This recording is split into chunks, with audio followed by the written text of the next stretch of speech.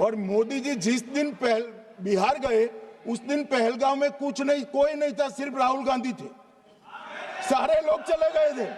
अब इसमें किसी को चुनावी भाषण दिखाई पड़ता है तो उसकी समझ शक्ति पर बहुत सारे सवालिया निशान लग जाते हैं। आतंकवाद के खिलाफ लड़ने का 140 करोड़ भारतीयों का प्रतिघोष है जो मोदी जी ने वहां दिया। इनको चुनावी भाषण दिखाई पड़ता है, जैसे चश्मे होते हैं ऐसी ही दृष्टि होती है।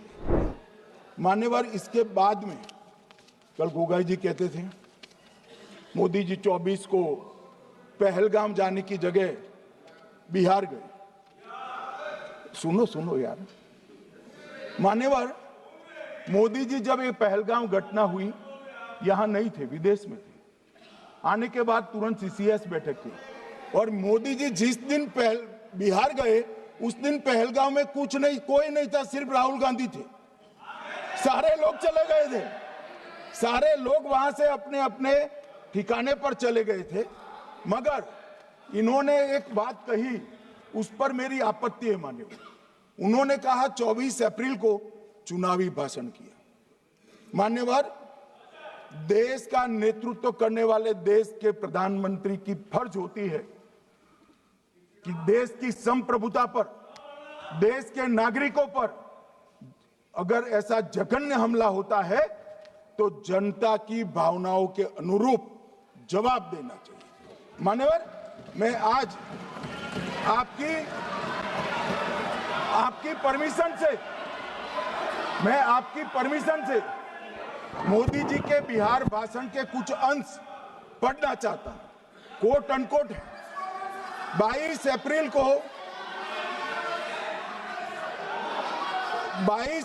को पहलगाम का यह हमला केवल निहत्थे पर्यटकों पर नहीं बल्कि पूरे भारत की आत्मा पर एक दुस्साहसपूर्ण प्रहार है। आतंकवाद के प्रति दृढ़ और कड़ा रुख, आतंकियों और इसके हमले की साजिश रखने वालों की कल्पना से भी बढ़कर उनको सजा दी जाए। मान्यवर, महत्वपूर्ण है आतंकियों और इसकी साजिश रचने वाले दोनों को। आतंकियों की बची खुची जमीन भी मिट्टी में मिलाने का समय आ गया है। 140 करोड़ भारतीय इस बात के लिए एकजुट है कि आतंक के आकाओं की कमर तोड़ दी जाएगी। भारत हरेक आतंकवादी और उनके समर्थकों की पहचान करेगा, उनका पता लगाएगा और उन्हें दंडित करेगा। आतंकवाद कभी भी भारत की आत्मा नहीं तोड़ पाएगा। न्याय सुनिश्चित करने का मैं हर संभव प्रयास करूंगा। अनकोट। अब इसमें किसी को चुनावी भाषण दिखाई पड़ता है तो उसकी समझ शक्ति पर बहुत सारे सवालिया निशान लग जाते हैं। ये चुनावी भाषण नहीं है। आतंकवाद के खिलाफ लड़ने का 140 करोड़ भारतीयों का प्रतिघोष है जो मोदी जी ने वहां दिया। इनको चुनावी भाषण दिखाई पड़ता है, जैसे चश्मे होते हैं ऐसी ही दृष्टि होती है। मान्यवर, इसके बाद 30 अप्रैल को मान्यवर 30 अप्रैल को सीसीएस की बैठक हुई। पहले 23 को हुई थी। उसमें सशस्त्र बलों को पूर्ण ऑपरेशन की फ्रीडम दे दी गई। प्रधानमंत्री मोदी जी ने सीसीएस की उपस्थिति में रक्षा मंत्री, एनएसए और सेनाओं के प्रमुख के साथ बैठकर पूर्ण ऑपरेशनल फ्रीडम देने का काम किया और इसके बाद ये ऑपरेशन सिंदूर हुआ। मान्यवर, ऑपरेशन सिंदूर 7 मई को रात को 1:04 से 4 मिनट से 1:24 तक चला। उसमें पाकिस्तान के 9 आतंकी ठिकानों को ध्वस्त कर दिया और पूरी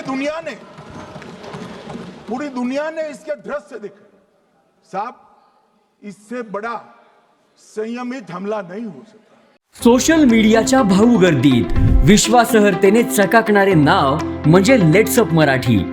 नाही, सगळ्या नागरिकांना ती स्पीच ती right लेट्सअप वरील मुलाखती म्हणजे विचारांचा खजिना. त्यानंतरच्या निवडणुकीमध्ये मला सोडून गेले. बातम्या केवळ वस्तुस्थिती सांगणाऱ्या, न प्रोपगंडा, फक्त जनतेचा अजेंडा.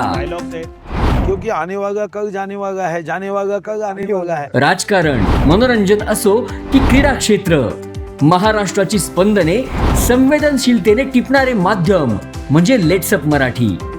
जगासोबत एक पाऊल पुढे राहण्यासाठी लेट्सअपचे ॲप, सोशल मीडिया आणि वेबसाईट सोबत कनेक्टेड रहा.